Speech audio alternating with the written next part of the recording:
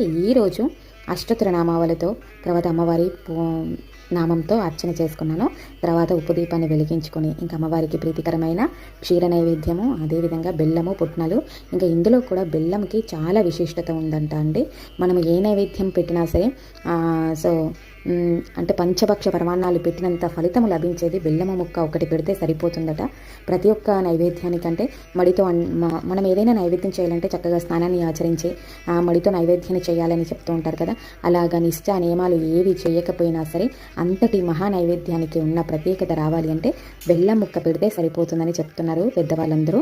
So ఇలాగ సులువుగా ప్రతి వారం అయితే చక్కగా పూజ అయితే చేసుకుంటాను.